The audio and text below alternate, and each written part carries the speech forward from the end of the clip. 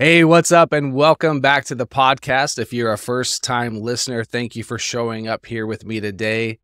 I'm really looking forward to taking this podcast into more solo shows with some occasional interviews to just change things up a little bit here. I haven't done a podcast in quite some time, and quite frankly, I missed it. So I wanted to start doing some more teaching and just simply talking to you directly here. But I'm really excited to talk to you one-on-one in these upcoming episodes. Another thing I'm really excited about is working with a friend of mine, Donnie Roach. Donnie's a former Major League pitcher. He's a Las Vegas native as well. And he approached me with some ideas on a podcast called the Baseball Lab. So here we're going to do a little bit more interviews, have some exciting guests, current, former Major League players, and really just talk about what is happening in the game of baseball and really providing some valuable insight there. A lot has happened since I last did a podcast. I've been doing really more personal one-on-one hitting lessons here locally, helping develop some hitters. And I've had some huge growth in my mental edge coaching business. This is where I coach athletes on their mental game, and I've really just had some amazing conversations with helping these athletes, help really guide them through some confidence issues. Maybe there's some insecurities, some anxieties they're trying to work through, and really simply helping them improve their performance and enjoy the game again. So another part of that coaching has also been having really amazing conversations with parents, right? These parents are the ones who hire me to coach their athletes. And I've been able to coach roughly around 50 athletes or so over the last 10 months from the ages 12 and up. And it's just been really cool. So I want to take a time real here and salute the parents that want to help their athletes succeed, and they're aware that they want to or they need to step aside at times to let someone else talk to their athlete and just allow that process to happen. So that's been a big bonus for me in this process of being able to coach some parents along the way. But also over the last year, I went through school. Now, not college. I didn't take any college courses, but I went through what's called the Life Coach School. And I went and got my certification there. I already had a mental performance certification, and I just wanted to step up my game here and take it to a different level and to go through just this different kind of training where I could really coach anyone on any topic. They're working through an issue, and this really specific model at the school teaches us that. So that's really helped me coaching my athletes, coaching my parents, and really helping them understand the thought process of what's happening for them and understand the cause of why they're getting the results they're getting. So what I've noticed when I've been talking to parents through that process, when I do these consultation calls with them, is that they want to talk about their athlete, and their athlete fits into really the same categories of my athlete has low confidence, high anxiety, might have no game plan about the mental game at all. Maybe they're working through some anger issues, or they're just lacking motivation in any type of discipline. But what I want to discuss with you here today and really more focus on is the side of the anxiety that our athletes are feeling. I know anxiety is something that I worked through and tried to work through as a player. I didn't really understand it. It wasn't really something that was talked about back when I played. But I think it's really being talked about a lot more, and we're starting to understand it a little bit more. So let's talk about what are the causes, and let's dive into what pregame anxiety is. So this is also known, it's just pre-competition, right? Anxiety, it really is common among a lot of athletes. And what it refers to is really the feelings of being nervous. There's tension, there's this unease that athletes are experiencing that just leading up to the competition or the game. Right? It's very future focused. So this type of anxiety occurs for several reasons. And we want to understand the causes that can help really address, right, and manage this effectively. So first, let's address the parent to athlete relationship and how it can affect the athlete in a way that doesn't serve the athlete. So one thing I encourage a lot of my parents to do is to make sure they avoid getting upset when you're observing, right, your athlete experiencing this pregame anxiety. Your negative reaction as a parent can really have detrimental effects on your athlete's mental and emotional well-being overall. For example, when you say react in anger, frustration, disappointment, you can really intensify your athlete's anxiety and make them feel as though they're just letting you down, that their worth is solely determined by their performance. So this added pressure can really aggravate the anxiety and hinder your athlete's ability to focus and perform at their best. Instead, I would suggest just offering really some understanding, some support, some encouragement, creating more of this nurturing environment where your athlete feels valued and accepted regardless of what the outcome is. But I think overall as a parent, like we want to have really a healthy parent-athlete relationship. And of course, we want to promote this long-term, really emotional resiliency within your athlete, right? As your athlete gets older, and if you have that relationship where you might be a little hard on your athlete, take a look at that. Look at what is the benefit here. Is it really helping? Is it hurting? Is it causing some strain within our relationship? But let's look at here some key reasons why pregame anxiety does occur in athletes. And we're going to go through a little bit of a list here, but the first one here is performance pressure. Athletes are going to put pressure on themselves to perform well in competition. They're going to have high expectations for their performance. Of course, they want to meet those expectations, not only of themselves, but everyone around them, the coaches, the teammates, parents, right? They're going to feel the need to prove themselves. So that's the first one. The second one is fear of failure. That's a significant driver in a way of pregame anxiety. So athletes are going to worry about making mistakes, again, letting their teams down, letting everyone down around them, and just not living up to their own or other standards. So often they're going to really play safe and they don't let their true potential out, and they're likely going to be playing scared. Okay, so there's that fear of failure, which leads to this uncertainty. Competition can be unpredictable. So athletes are going to experience anxiety because they, in a way, don't know what to expect from their opponents, right? The game conditions, the outcome, right? This will put them on lookout mode, right? They're always uncertain about what's going to happen. Then we have the desire for success, right? Athletes that are really highly motivated to win can be really anxious because they want to achieve their goals so bad. These athletes will often overtry and are really tense and tend to, at least in my experience, have a little bit of some anger within them. And that kind of gets in the way. So they have this overly desire for success. Now we start diving into the physical symptoms that anxiety can manifest. These are things like the increased heart rate, they're sweating, muscle tension, maybe a sense of just unease. So those are some physical sensations that can be uncomfortable and can certainly contribute to it. Then we get into like lack of control. When athletes don't feel like they're in control, they start to feel anxious, and they perceive that in just their overall game or their performance. So they're going to worry about the factors that are beyond their control, right? Really umpires' decisions, coaches yelling at them, the weather, opponents' strategies, or a lot of other things as well, but they feel this lack of control. Then we start dealing with like social pressure and like social media. So social pressure, where an athlete starts to fear judgment or criticism from all those around them. So you have like this social evaluation, and that's going to heighten that anxiety. And then we dive into social media, where athletes are scared to make mistakes because they feel like everything that we do is filmed, it's recorded, it's going to be all over social media, and I'm going to be made fun of. Okay, so social media can certainly play a factor. The last one here that I'll go through is just any type of like previous negative experiences. They've had maybe these experiences of failure, of embarrassment within games or competition or any type of practices too. They may carry those memories into future games that leads to this heightened anxiety. So these athletes could really just tend to dwell within those experiences. Now, knowing that, I do also think it's important to note that there is a certain level of anxiety, I think, that is pretty normal and beneficial, right? It can help and sharpen focus.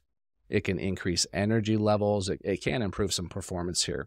But when it starts to get really overwhelming or like debilitating within them, that's when you want to start to look at it and start to see maybe that the enjoyment of the sport starts to dwindle. But understanding those underlying causes, pregame anxiety allows the athletes and their support systems to start working on maybe developing some strategies to help them cope. There's relaxation techniques, of course, positive self-talk, there's visualization, there's goal setting, there's all that stuff. But all of those things that I mentioned earlier, I certainly felt them as an athlete, right? Coming up in different parts of my game. And when you start to feel them and they blend together, it can certainly take your focus off what you're trying to do. And when your focus is elsewhere, right, the odds of performing well, they're just going to go way down, along likely with the belief in yourself. So now we want to dive into, let's recognize what this pregame anxiety, what it can look like within our athlete. Because you as a parent, right, you play a really important role in recognizing the signs here. Your athlete better than anybody. So let's look at these common signs to look for. Number one is going to be just physical symptoms, how those can manifest. Like we have headaches, stomach aches all of a sudden happen, muscle tension, trembling, sweating, increased heart rate, especially just before and during, after these events. Then we have changes in behavior. So paying attention to anything that looks a little bit different, like signs of maybe they're restless, they're fidgety, they're pacing back and forth, and all of a sudden they just become withdrawn or irritable. Okay, so there's changes in behavior there. And then we all of a sudden have this performance decline, right? There's a sudden drop of performance. The athlete's been playing well, then all of a sudden now they're missing plays, they're making poor decisions, and maybe just a decrease of enthusiasm overall for the sport. Then when we start to get there, now we're talking about avoidance. So being aware that avoidance can, like they're refusing to attend practices. They're reluctant to even compete, and they start coming up with excuses to skip games or just events overall. And that avoidance, that's going to leave into the next one here is they're worried, right? So start paying attention to what your athletes, their thoughts and their concerns are.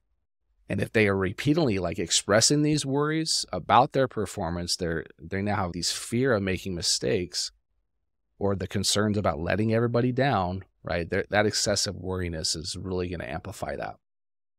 And now we start talking about changes in sleeping patterns. So maybe your athlete has now trouble falling asleep. They're waking up in the night. They have nightmares related to their sport. Nightmares are interesting. I literally had a dream last night that I was late for a game, that I couldn't find my belt. And so I constantly have dreams like that. I've lost my hat, or I can't find my bat. I've been called to pinch hit, and my bat or my batting gloves are not there, or my helmet. These type of dreams are interesting. They're funny at the same time. That's been away for the game as a player for a while. But as an athlete, as a younger athlete, these things can start to happen. And then, of course, the big one, right, is negative self-talk, right? Listening to the way and paying attention to how are they talking to themselves. That negative self-talk, they're expressing all this self-doubt. They're really critical of overall their ability and what's happening. And they start to tell them, you and yourself, you can hear how much they stink, things like that. Then we have physical complaints, things of now they're just feeling sick. They're getting the stomach aches. Maybe they're dizzy. They're fatigued. They're complaining about even doing anything. So any type of anxiety provoking situation, they don't want any part of it. Then all of a sudden we have changes in eating habits, right? So maybe they have a change in appetite. They're eating too much or too little before games, and it's starting to affect their energy levels. The last couple ones here we're going to talk about is social withdrawal, where they just really start to withdraw from any type of social interaction within the family, the teammates, anyone around them, and they really start to isolate themselves really before or after the games. The last two I'll discuss here is inconsistent performance. Again, I talked about it a little bit before, but that performance is really inconsistent. They had all these moments of excellence followed by big drops of like underachievement. And then they start spiraling out of control emotionally. And then the last one is really seeking reassurance, right? They're always seeking reassurance from a parent, coaches, teammates, and they're repeatedly asking, is this good? They're constantly seeking validation. So as a parent here, we're trying to just make sure it's important that we recognize these signs. They're not conclusively indicate anxiety overall, but there's other factors that might be associated with that. If we notice like these patterns and these behaviors, you might want as a parent start to have some open conversations, being empathetic with your athlete, allow them to share what they're thinking and what they're feeling with their experience. Of course, there's going to be many athletes, I think especially as they get older, they might be a little reluctant, right, to do that. So this is where you might want to have an additional help with a coach or somebody that can help them get through that. Now let's discuss, okay, what are some coping strategies? What are some like simple, practical things that we could add to and help our athletes in this process? So I think first, we want to make sure that the athlete understands what anxiety is. How does it actually feel in my body? What can I do, not only for myself, but what can I do for my athletes? Very simply, right? Anxiety it's future-based. So what happens is our thoughts think of the worst things that could happen, and that's going to lead to the feeling of anxiety, the feeling of being nervous or anxious in our bodies. And when we feel that within ourselves, we now are in this state of trying to perform and act through all of that feeling and emotion. We're allowing that emotion to run what's happening for us, and it doesn't feel right, so sometimes we don't show up how we want to. We're somewhat stuck in allowing that emotion to affect us on the field.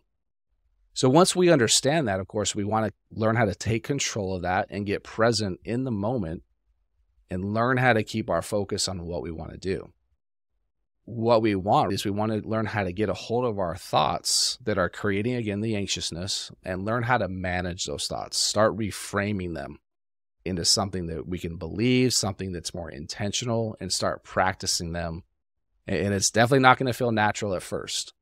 And one of the first things you want to do too is observe and now identify what are those thoughts? What are those thought mind traps that are stopping you or holding you back? And start to work on reframing them. So once we start to get a hold of that with our thought and feeling portion of it, we're in a process of working through that. One technique that you can do right away here is we want to have some type of anxiety. We feel that tightness and that vibration inside of us. We need to learn how to relax. So a deep breathing exercise, some type of relaxation technique.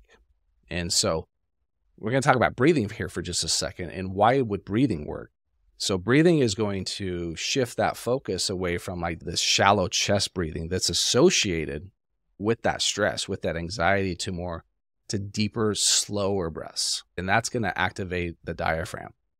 This will help calm the nervous system and just reduce muscle tension overall and start to promote relaxation for you. Of course, there's many types of breathing techniques out there, but let's just focus on this specific one that I'll share with you today, and that is the 4-7-8 breathing technique. And there's a lot of different variations and versions of this. So how are we going to do this? So you can practice this right now. If you're not driving or you're in a home or watching, you have ability to do that. But you can sit and lie down in a comfortable position. And what you're going to do is you're going to close your eyes and take a deep breath in through your nose for the count of 4 seconds. Okay. Okay. In 4, right? Now you're going to hold your breath for the count of 7 seconds. So in for 4, you're going to hold that breath for 7 seconds. And it's probably going to be a little bit hard if you've never done this before. And then you're just going to exhale slowly and completely through your mouth. You're going to let it out slowly for the count of 8 seconds. And what you want to do is repeat this probably at least 4 times, right? Start to learn how to do this and just go back to back to back to back. And so why would this work? This type of technique, it's simple. It's an effective relaxation exercise. It's going to encourage you to slow down and understand the rhythmic breathing process. Okay. But the breathing coaches talk about kind of ratio of the exhalation to inhalation, and allowing that promotion of the relaxation will help reduce this. Now, the only hang up here, right, if you're a parent, is trying to get your athlete to buy in, right? They might be skeptical. But to me, like, athletes have nothing to lose when trying breathing techniques. You watch any game, and when athletes try to slow the game down, right, you will see them take deep breaths to try to regain control of themselves. So having an awareness of your body and what is happening is huge. So if you can't control yourself in your breath, you're likely going to lose that battle, and those vibrations and emotions inside of you they're going to run all over. And you're going to be like, what's happening? And your brain's going to start to likely start thinking things. So trust learning how to breathe, right? It's a skill, right? Skills, when you do this, are important to learn. You're likely not going to be very good at them to start. And we just continue to practice improving them. Basically expect it to be hard at the beginning. The good news is you've been breathing your whole life, right? Breathing comes naturally to you. But when we start to get anxious and we have these anxious thoughts and feelings, and we start thinking about the future, things can start to get a little bit off. But encourage your athlete to practice these techniques, not just when they're feeling anxious, but teach them to learn, like, this is actual skill that we're going to utilize for like pre-game anxiety. It's a management tool before they go to the game. Now, when would you do this? So I'm going to suggest for your athlete to find a quiet place in the house to do this. This is something that you could do with your athlete, but again, they're likely going to want to do it on their own. So they can set a goal, and I would suggest starting to do this like before bed every night. The mornings get really busy, so we could probably control it more at night. You're already in your room, right? You likely have some type of nightly ritual. We're going to just simply add a few minutes to what you're already doing. So if you're finding it difficult to add this to your routine, you might have to give up something to accomplish this and practice it. It shouldn't take any longer than 5 minutes. But while you're doing this breathing practice, start checking in with your body and what you're feeling inside of you. Like, where is that tenseness at? You can also start working on feeling like, if you're tense, you're breathing into this area and this tightness. On these exhales, you're letting out the tenseness of your body with these exhales. So you got to be aware of that, and notice what's happening within your body. Now, if you're like me and you start new things, like I like to do things one at a time to not overwhelm myself. And if I'm adding something to a routine, I want to give it time, make sure it works, make sure I feel good about it. And my mindset is, yes, I will do this, and this is when I'm going to do it.